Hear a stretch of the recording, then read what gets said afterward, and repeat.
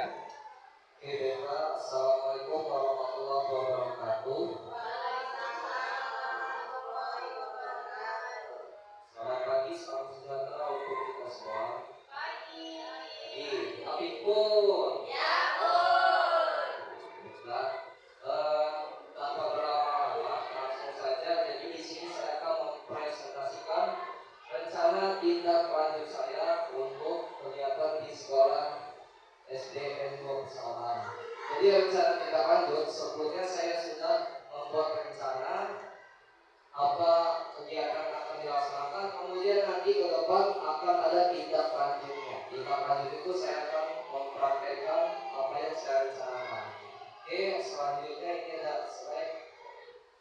Pertama itu adalah judul program atau kegiatan. Jadi rencana pembelajaran berbasis proyek atau PBP dengan menggunakan permainan enggrang. Ya.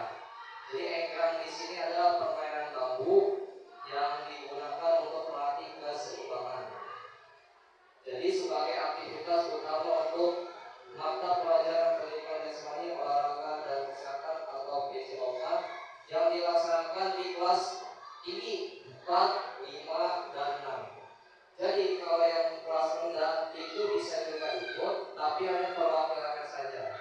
Karena permainan enggrang ini banyak dilatih untuk di kelas tinggi. Kalau kelas rendah mau ikut silakan boleh, tapi perwakilannya saja.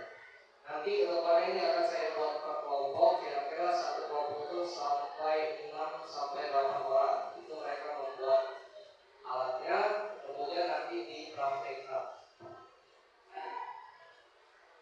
Ada latar belakang peserta didik kita saat ini masuk sebagai generasi alpha atau biasa disebut gen alpha, yang menerima arus informasi itu sangat cepat melalui media internet. Sebagian informasi ini mengandung nilai-nilai yang kadang tidak sesuai dengan nilai-nilai tradisi budaya yang ada di Indonesia. Jadi mereka menerima informasi itu begitu cepat dari media internet.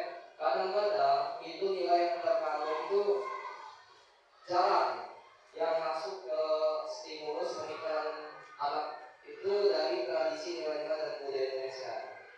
Jadi bila mereka terpapar itu dikhawatirkan nilai tradisi asing atau luar dari Indonesia akan menghilangkan atau menggantikan nilai tradisi lokal yang luhur.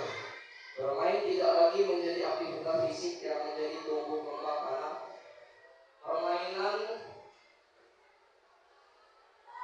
yang sekarang dimainkan adalah game online. Jadi anak-anak rata-rata sekarang game alpha itu bermain game online karena mereka sudah punya medianya itu HP.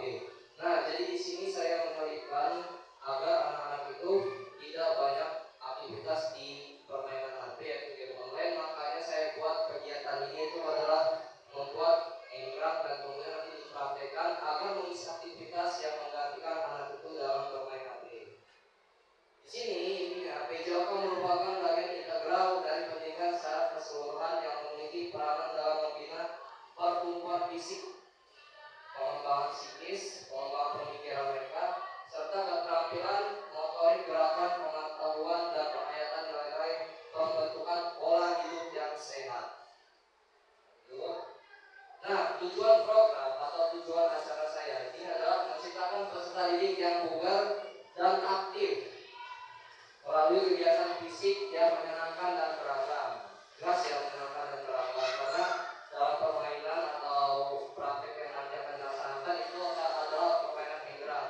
Itu pas yang anak akan menyenangkan dan banyak beragam ekspresi yang akan mereka lakukan. Terus melestarikan permainan tradisional. Jelas karena permainan enggrang adalah permainan tradisional. Membuat kegiatan aktivitas fisik untuk meningkatkan kebugaran.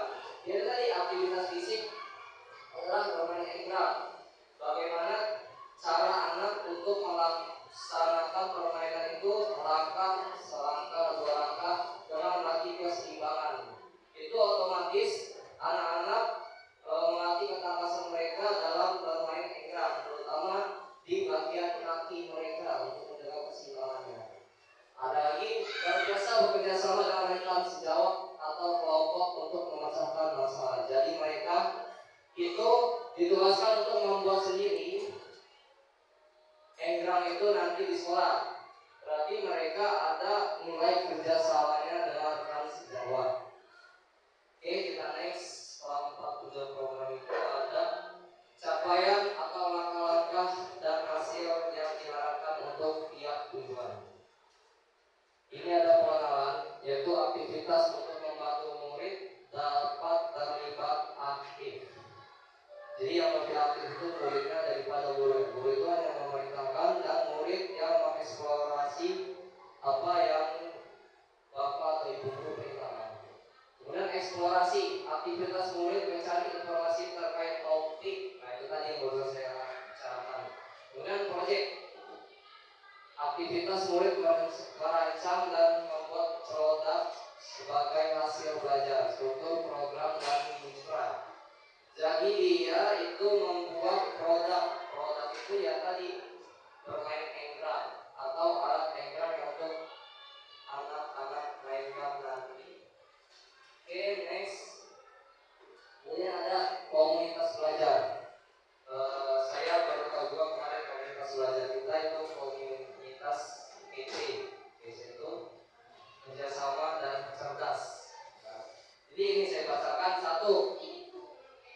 Ya, program yang dibuat merupakan kurikuler yang menjadi upaya untuk mendalami dan melayani mata pelajaran yang dapat melalui kegiatan permainan enggrang. Murid yang terlibat itu kelas 4, 5, 6 baik laki-laki maupun perempuan. Oke, lanjut penanggung jawab pada kepala sekolah. Mitra yaitu adalah wali kelas sebagai koordinator serta membantu dalam mendokumentasikan hasil kegiatan. Masing-masing kelas dapat kepanitiaan serta dan pihak lain berasal dari murid. Jadi masing-masing kelas dapat kepanitiaan, yaitu adalah anak-anak nanti dibagi kelompok, kemudian ada koordinatornya dan anggotanya, kemudian mitra yaitu wali kelas. Ya, jadi nanti mereka dibagi kelompok, itu ada yang membeli alat, ada yang membuat, hingga nanti alat itu jadi biar nanti kita praktek satu. Lanjut, ini adalah kapasitas yang dimiliki. Jadi sekolah memiliki kepala sekolah, guru dan tenaga pendidikan yang profesional sesuai dengan kualifikasi akademiknya. Murid berjumlah yang kurang lebih 30, bisa sampai 250 orang dari kelas 1 sampai kelas 6. Masing-masing merasakan mengirimkan perwakilan sesuai minat dan bakatnya untuk menjadi panitia beserta wasit ofisial dan penonton. Nah, jadi setelah membuat alat itu ada perlombaan juga. Ini sama seperti kegiatan eskul ya kalau di sekolah-sekolah lain. Jadi murid-murid ini boleh ada yang jadi panitia beserta wasit maupun ofisial. Ofisial itu mendampingi tim itu dalam mengarungi kegiatan tersebut, dan juga penonton atau supporter. Yang ketiga adalah sekolah memiliki lapangan yang cukup luas. Jelas, kalau kita alhamdulillah sudah memiliki lapangan cukup luas. Ini dibagi menjadi 2 lintasan permainan enggrang. Sekolah memiliki jaringan internet yang baik agar nanti ketika kita mengupload video langsung update. 4. Memiliki peralatan yang mendukung, di antara speaker, laptop, proyektor, juga olahraga, kulit dan stopwatch. Itu alhamdulillah kita ada semua. Jadi nanti tinggal melaksanakan acara perlombaan tersebut. Dan evaluasi rencananya, evaluasi secara menyeluruh dilaksanakan setelah pelaksanaan selesai. Dokumentasi proses kegiatan main murid berupa foto atau video, mencatat hasil pengamatan tentang kebiasaan bekerja sama dalam tim. Ini ada berupa kuesioner dan wawancara. Jadi setelah kegiatan itu anak-anak saya kasih kuesioner dan ada wawancaranya juga. Wawancara, kemudian ada satu lagi testimoni. Apa kesan dan pesan setelah melaksanakan kegiatan ini. Terus apa yang sudah baik dan harus ditingkatkan mulai dari melihat dari umpan balik murid. Umpan balik tadi mereka memberikan testimoninya untuk mengukur tingkat kebugaran jasmani menggunakan TKJI, tes kebugaran jasmani Indonesia. Nah ini nanti mereka ada tes kebugaran jasmaninya dengan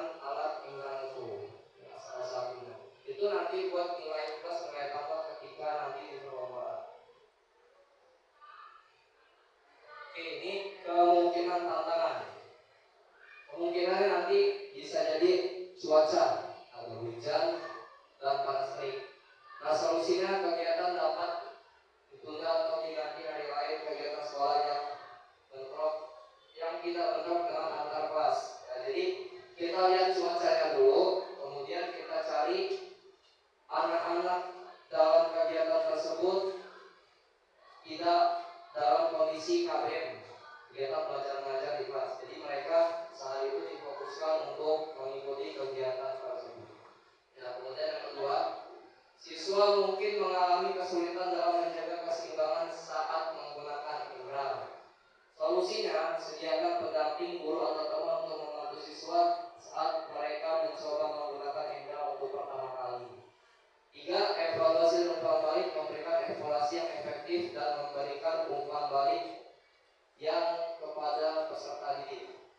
Jadi yang nomor 2, kalau murid mengalami kesulitan dalam melaksanakan permainan indera, itu harus latihan terlebih dahulu. Kita pilih anak murid yang bisa segala macam memainkan indera, itu mungkin yang nanti untuk diperlombakan. Nah, kemudian ada evaluasi dan umpan balik. Ketika mereka setelah melaksanakan kegiatan, itu kita kasih evaluasi manfaatnya itu apa aja dari acara ini dan tujuannya itu apa aja. Nanti setelah dijelaskan, mereka langsung umpan balik, memberikan pesan-pesan terhadap kegiatan atau acara yang telah dilaksanakan nanti. Oke, jadi itu aja yang bisa saya sampaikan. Semoga apa yang bisa saya sampaikan ini bisa kalian serap dan terima agar nanti acara mendatang bisa terlaksana dengan baik. Jadi itu saja yang bisa saya sampaikan. Semoga kalian paham semua ya, bapak-bapak, ibu-ibu. Terima kasih. Saya akhiri. Wabillahi taufiq wal hidayah. Wassalamualaikum warahmatullahi wabarakatuh.